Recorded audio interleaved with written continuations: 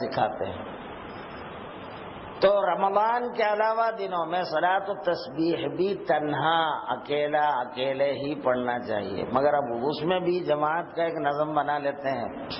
وہ بھی اسی وجہ سے بناتے ہیں کہ لوگ نہیں کر پائیں گے تو نہ کرنے کے مقابلے میں کچھ تو کر لیں، لیکن بہتر طریقہ انفرادی طور پر اپنے اپنے طور پر ادا کرنا ہے۔ نفل عبادات جتنے بھی ہیں، رمضان میں نفل نمازیں باجماعت پڑھنے کی فضیلت، رمضان کے علاوہ کسی بھی دن کسی بھی رات میں نوافل کی جماعت مسنون نہیں بلکہ مکروہ ہے، مگر چونکہ لوگوں میں دلچسپی نہیں رہتی، لوگ بالکل ہی نہیں پڑھتے، یہ سوچ کر جماعت کا اہتمام کرتے ہیں، تو کچھ نہ ہونے کے مقابلے میں کچھ تو صحیح کی کیفیت ہے وہ۔ مگر میرا تو مشورہ یہ کہ آپ اپنے طور پر گھروں میں پڑھ لیں، مسجد میں فرض نمازیں ادا کریں۔ حضور صلی اللہ علیہ وسلم نے فرمایا تم اپنے گھروں کو قبرستان مت بناؤ، کیونکہ قبرستان تو سناٹا ہوتا ہے، وہاں نہ ذکر ہوتا ہے نہ فکر ہوتا ہے، کچھ نہیں کیا نہیں۔ تو اپنے گھروں کو قبرستان مت بناؤ، گھروں میں بھی نمازیں پڑھ لیا کرو، فرض کے بعد جو نوافل ہے سنتیں ہیں وہ سب گھروں میں پڑھ لیا کرو، تاکہ گھر میں بھی اللہ کی رحمتوں کا نزول ہوتا رہے۔ عورتیں گھر میں عورتیں تو نماز پڑھتی ہی ہوں گی، اس کے علاوہ مرد حضرات کی طرف سے بھی سنت اور نوافل کا اہتمام اپنے گھروں میں ہو، گھر میں قرآن کی تلاوت ہو، ذکر و اذکار ہو، تو گھر میں رحمتیں آتی ہیں، گھر برکتوں کا مقام بن جاتا ہے۔ اس کے بعد آج کل کیا ہے، ٹی وی چل رہے ہوتے ہیں گھر کے بڑے ہاڑ میں، جب دیکھو وہ شیطانی تماشا، اب جو رحمت آنا ہوتا ہے وہ بھی چلے جاتا ہے، اب بلاؤں، وہ گھر جو ہے پورا بلاؤں کا مرکز بن جاتا ہے۔ اب مصیبت میں گر کے اب دعا کرو مصعب کچھ تو بھی بتاؤ، گھر میں پریشانی ہے۔ ارے گھر میں پریشانی تو اونٹ خرید کے لا کے رکھا ہے، تو پریشانی کا ذریعہ تو خود رکھا ہوا ہے اور دے دعائیں کراتا ہے۔ تو حتی ضرورت، اب چونکہ آج کل ترقی کا دور ہے، نیوز وغیرہ بہت سی چیزیں جو دیکھنے کی ہوتی ہیں، ہم اس کی مخالفت نہیں کرتے ہم، لیکن برائیوں سے بچنا تو لازمی ہے، فقط اسی کا نہیں ہو جانا۔ وہی ایک چیز جو ہے فقط وہی چل رہا، تو اب بچے پڑھنا چھوڑ کے اس کے پیچھے اور تمام اوقات اسی کے پیچھے برباد، تو ذہن خراب، دل خراب، اور یہ تصویروں کا بے حیائی کے مناظر، تو بے حیائی کے تو مناظر سے تو ہمیشہ ہی بچنا چاہیے۔ تو بہرحال گھروں میں نوافل کا اہتمام ہم کو گھروں میں کرنا چاہیے، تہجد کی نماز گھر میں پڑھیں، دیگر سنتیں گھروں میں پڑھیں، نوافل گھر میں پڑھیں، جب بھی موقع ہو مسجد میں فرض باجماعت فرض مسجد میں ادا کرے، تو یہ اس کا بہترین طریقہ ہوتا ہے۔ ہر نفل، اب چونکہ ہماری طبیعتیں پہلے والوں کی طرح نہیں، اصل میں تو ہونا یہ چاہیے تھا فرض نماز پڑھتے ہی گھر چلے جاتے، ماں باقی سنتیں گھر میں پڑھتے۔ اگر ہم ویسا کرنے لگ جائے تو سنت غیبی کر دیتے، اس لیے اب مؤکدہ سنت مؤکدہ جو نماز کے فوراً بعد پڑھنے کا ہے وہ گھر میں جا کے نہیں بلکہ مسجد ہی میں پڑھنے کا حکم دیتے ہیں، کیونکہ گھر میں گئے تک خیالات بدل جاتے، کاموں میں لگ کے یہ نوافل چھوڑ ہی دیتے، تو اس کی وجہ سے سنتیں چھوڑنے کی وجہ سے گناہگار بن جاتے۔ اس لیے رواتب سنت مؤکدہ مسجدوں میں پڑھنے کا اہتمام کرتے ہیں، اس کی وجہ فقط وہی ہے، ورنہ یہ سنتیں تو گھر میں پڑھنے کا ہوتا ہے۔ خیر بہرحال آج کی رات خصوصاً اللہ کو اس لیے بھی منانا ہے کہ ہمارے سال بھر کا کوٹھا آج فرشتوں کے حوالے ہو رہے ہیں، تو اب جو کچھ بھی غم ہو یا دکھ ہو یا بیماری ہو یا مصائب ہو، جو آنا ہے یا نہیں آنا ہے، وہ سارا آج طے ہوتا ہے۔ تو اللہ کو خوب مناؤ، توبہ استغفار کرو، کیونکہ توبہ ایک ایسی نعمت ہے، استغفار اور توبہ ایک ایسی نعمت ہے، ہر بلا کو اپنے سے دور کرتا ہے۔ حضرت حسن بصری رضی اللہ تعالیٰ عنہ کے پاس، آپ تابعین میں سب کے تمام تابعین میں سردار ہیں، تو ایک شخص آ کر آپ سے عرض کیا کہ گھر میں بڑی بے برکتی ہے، فاقہ ہے، پریشانیاں ہیں، تو آپ نے فرمایا تم استغفار کثرت سے کرو، استغفر اللہ العظیم۔ استغفار کا مطلب استغفر اللہ العظیم پڑھنا، استغفر اللہ العظیم، استغفر اللہ العظیم۔ اس کا مطلب کیا ہے؟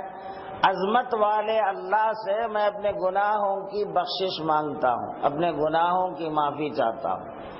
اے عظیم اللہ میرے گناہ معاف کر دے مالک، میرے گناہ بخش دے مالک۔ ایسا بولنے کے بجائے حدیث شریف کے الفاظ استغفر اللہ العظیم، استغفر اللہ العظیم، ایسا پڑھتے جانا۔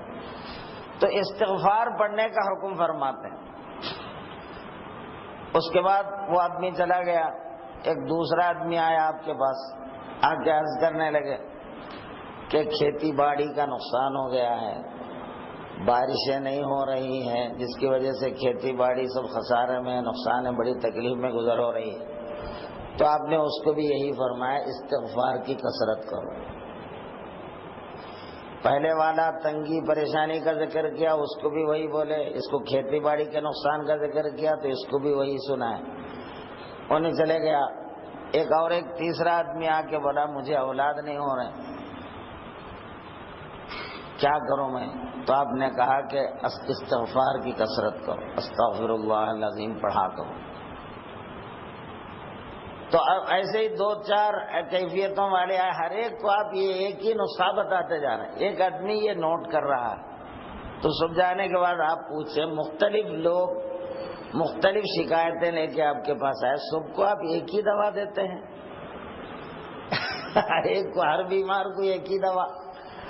تو آپ نے فرمایا، قرآن میں حق تعالیٰ فرماتے ہیں تم اللہ سے مغفرت مانگو، اللہ تم پر بارشیں نازل فرمائے گا، تم کو مال اور اولاد سے سرفراز کرے گا، تمہارے اوپر سے بلائے مشکلات کو دور کرے گا۔ وہ پوری آیت آپ نے پڑھ کر سنا ہے۔ تو اس میں یہ تمام مصیبتوں سے چھٹکارے کا ذریعہ استغفار اللہ نے بیان فرمایا ہے قرآن میں۔ تو گویا مغفرت مانگنا اللہ سے، اور جس کے اعمال نامے میں مغفرت کی مانگ زیادہ ہو، استغفار کی کثرت ہو، وہ حشر میں بہت زیادہ خوشیوں کا مالک ہو جاتا ہے، بڑے درجات کا مالک ہو جاتا ہے۔ حضور صلی اللہ علیہ وسلم کو اللہ تعالیٰ حکم فرماتے ہیں، آپ کے وصال سے کچھ دن پہلے ایک سورہ، آخری سورہ کہا جاتا ہے، یہ سورتوں میں سب سے آخری سورہ، اذا جاء نصر اللہ والفتح ورأیت الناس يدخلون فی دین اللہ افواجا۔ جب اللہ کی مدد آ جائے اور اللہ کی جانب سے آپ کو کامیابی مل جائے تو اے حبیب آپ دیکھیں گے لوگ فوج در فوج اسلام میں داخل ہوتے جائیں گے، يدخلون فی دین اللہ افواجا فسبح بحمد ربک واستغفرہ۔ اے حبیب آپ اللہ کی پاکی بیان کیجئے اور فسبح بحمد ربک، اور اللہ تعالی کی تعریف کرتے ہوئے اللہ کی پاکی بیان کیجئے۔ سبحان اللہ و بحمدہ، سبحان اللہ بولنا اللہ کی پاکی بیان کرنا ہے، و بحمدہ اللہ کے حمد کے ساتھ، یا الحمدللہ بولنا یہ حمد بیان کرنا ہے۔ تو اللہ کی پاکی بیان کیجئے اس کے حمد کے ساتھ، فسبح بحمد ربک واستغفرہ، آپ اپنے رب سے مغفرت مانگتے رہیے۔ تو استغفار کا حکم اللہ اپنے حبیب کو دیتے ہیں، ایسا حبیب جو گناہوں سے معصوم ہے۔ آپ سے گناہ کا تو تصور بھی نہیں، کیونکہ استغفار مغفرت مانگنا اللہ سے بندے کو قریب سے قریب تر کر دیتا ہے۔ بندہ اپنی عاجزی، اپنی کم تری کا اظہار کرتا، مالک گناہ گار ہو مالک، میں کچھ نہیں کر سکا، تجھے راضی نہیں کر پایا مالک۔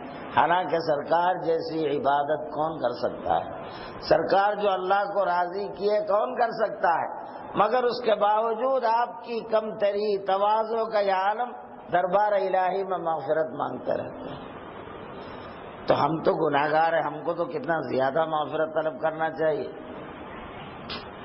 تو حضور صلی اللہ علیہ وسلم سے ام المومنین عائشہ رضی اللہ عنہا نے سوال فرمایا کہ یا رسول اللہ اس رات میں ہم کیا پڑھیں اللہ کے دربار میں؟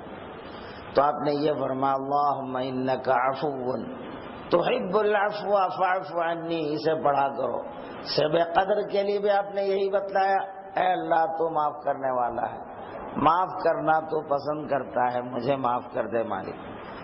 تو اپنے آپ کو معافی کا لائق بتا کر اللہ کے دربار میں عاجزی اور اپنے پسماندگی کا اظہار کرنا، ٹوٹنا بہرحال اللہ کے دربار میں، ٹوٹ کر گرنا، تو یہ کیفیت اللہ کے پاس بندے کے مقام کو، درجات کو بلند کرتا ہے، اللہ کی خوشنودی کا یہ ذریعہ ہے۔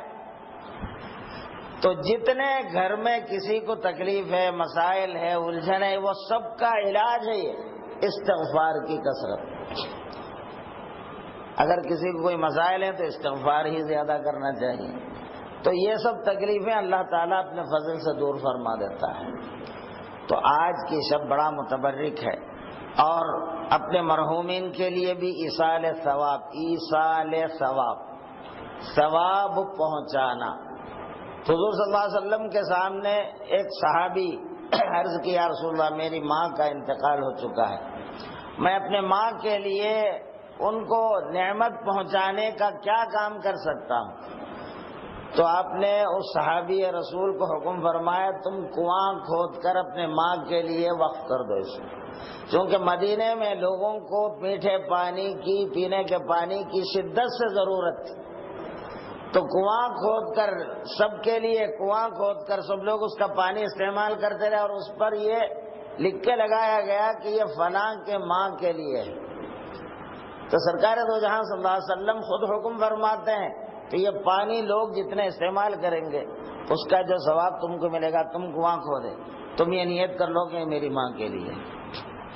تو ماں کے ایصال ثواب، تو حدیث شریف سے یہ ثابت ہے اپنے مرحومین کو ثواب پہنچانے والے اعمال کا کرنا، اور ثواب ان کو پہنچنا بھی ثابت۔ کثیر روایتیں اس مسئلے میں، اور سارے اہل سنت والجماعت کے علماء اس بات پر متفق ہیں کہ زندہ حضرات جو نیکیاں کرے نوافل میں سے، فرائض تو ہر ایک کو اپنا کرنا پڑتا ہے، فرائض کسی اور کی جانب سے نہیں، بلکہ اگر کسی کی نماز چھوٹ گئی ہے تو اس کو وہ نمازیں اگر وہ وصیت کیے ہیں تو اس کی اولاد وغیرہ اگر پڑھتے ہیں تو ممکن ہو قبول ہو جائے، تو اس کے لیے حج وغیرہ کے تعلق سے تو خصوصی حکم دیا گیا ہے،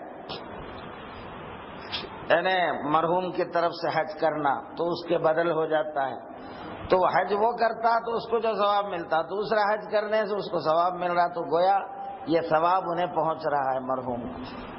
تو اس طرح تو آج کی رات اپنے مرحومین کے لیے آپ ایسا سورہ یاسین کی تلاوت کریں، آسان جو نسخہ ہے، کچھ خیر خیرات اگر آپ کر سکتے ہیں، کسی ضرورت مند آپ کے نظر میں ہے تو اس کی ضرورت، اس کی تکلیف دور کرنے کے لیے اس کی مدد کرو، یہ نیت کرو کہ اللہ اس کا جو ثواب تو مجھے دیتا ہے میرے مرحوم باپ کو یا ماں کو یہ ثواب دے دے، تو وہ برابر انہیں ملتا ہے۔ تو خیر خیرات کر کے، ضرورت مندوں کی ضرورت پوری کر کے، جن کو مال کی سہولتیں ہیں اور ان کی نظر میں ضرورت مند ہیں، مدد کرنے کے قابل، تو اس طرح ان کی مدد کر کے ثواب پہنچاؤ، ایک طریقہ وہ ہوتا ہے۔